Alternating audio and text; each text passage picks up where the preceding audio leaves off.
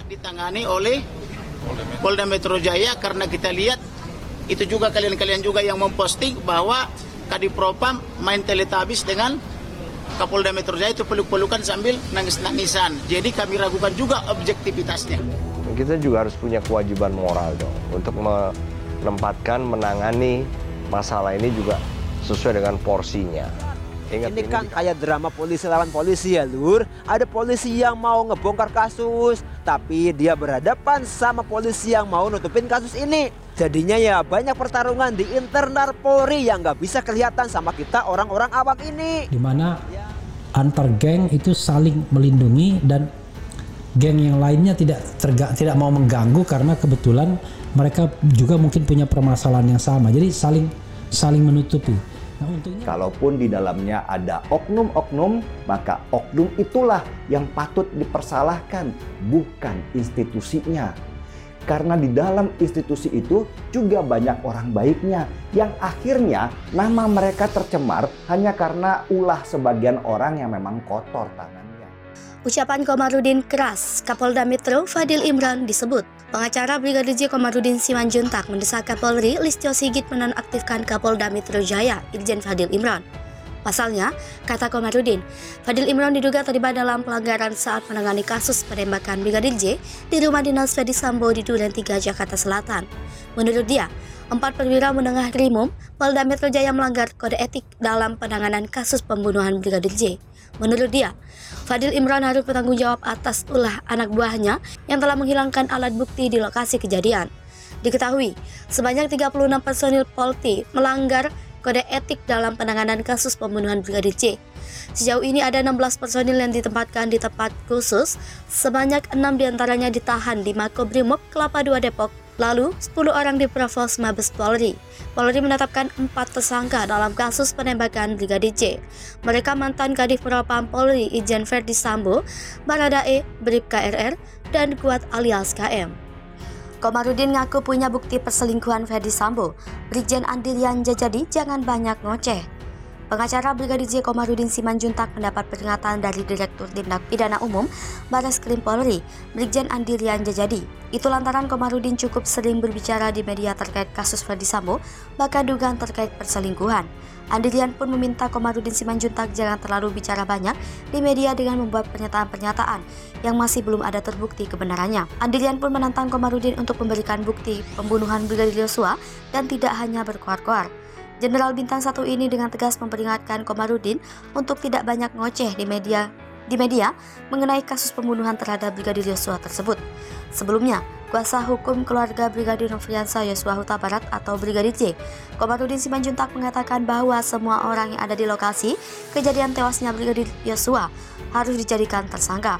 Menurut Komarudin, semua bisa dibuktikan melalui pemeriksaan apakah orang di tempat kejadian perkara terlibat dalam peristiwa tersebut atau tidak. Bahkan keterlibatan tersebut, kata Komarudin, bisa dikategorikan menjadi 2, yakni aktif melakukan atau membiarkan peristiwa terjadi. Komarudin Simanjuntak juga pernah mengaku dirinya memiliki bukti soal perselingkuhan Irjen Ferdy Sambo. Komarudin Simanjuntak kemudian membocorkan bahwa tudingan hubungan terlarang dengan si cantik yang menyebabkan Brigadir J tewas bukan hanya omong kosong. Bahkan ketika keluarga Brigadir J memberikan keterangan, Brigjen yang datang ke Jambi tersebut terus-menerus mengincar HP yang berisi rekaman tersebut. Komarudin Simanjuntak juga melayangkan protes kepada polisi yang meminta keterangan di Jambi karena tidak dimasukkan ke dalam berita acara interview.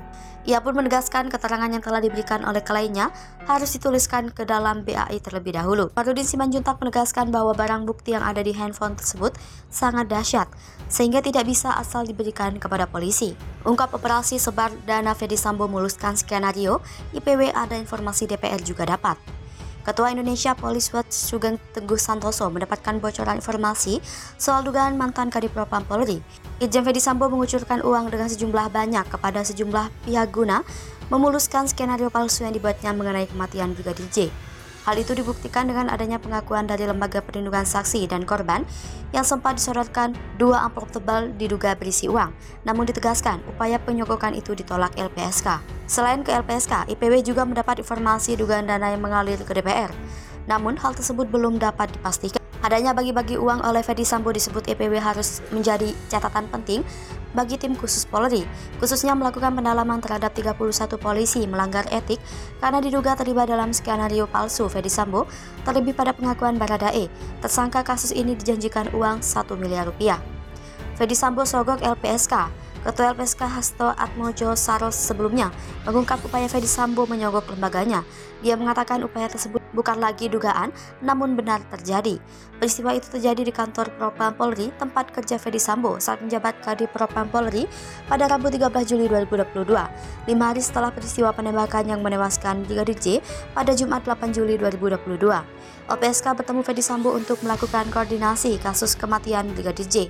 Pada saat itu, seseorang yang merupakan anggota Ferdy Sambo menyodorkan uang di dalam 2 amplop berukuran tebal ke salah satu staf LPSK.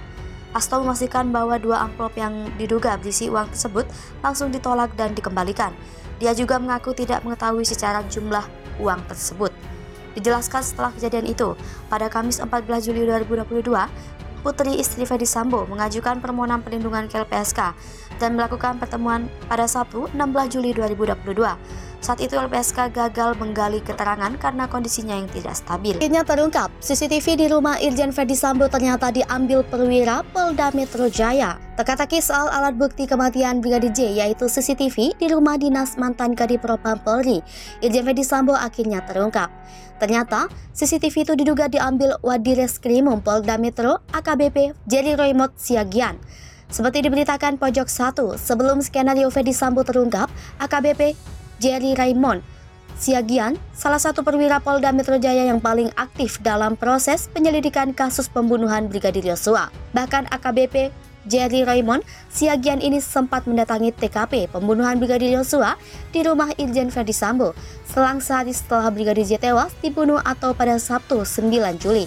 Alat bukti CCTV itu sebelumnya sempat disebut hilang hingga tersampar petir, namun kini terungkap kalau CCTV itu diamankan oleh AKBP Jerry Raymond Siagian.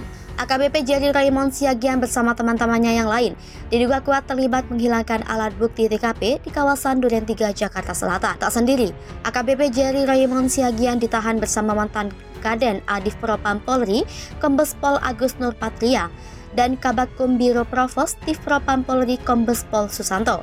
Para perwira itu diduga melakukan pembersihan alat bukti CCTV di TKP sesuai perintah Ferdy Sambo. AKBP Jerry Raymond Siagian dicopot dari jabatannya sebagai Wadikrimum Polda Metro Jaya setelah diduga terlibat dalam pengerusakan tempat kejadian perkara. Anak buah Irjen Fadil Imran itu langsung ditahan di Makobrimob Kepala 2 untuk menjalani pemeriksaan. Soal ada Pamen yang dikurung di sebelumnya, sudah diungkapkan Kadif Humas Polri Irjen Dedi Prasetyo. Dia mengatakan Pamen tersebut ditempatkan khusus di Makobrimob.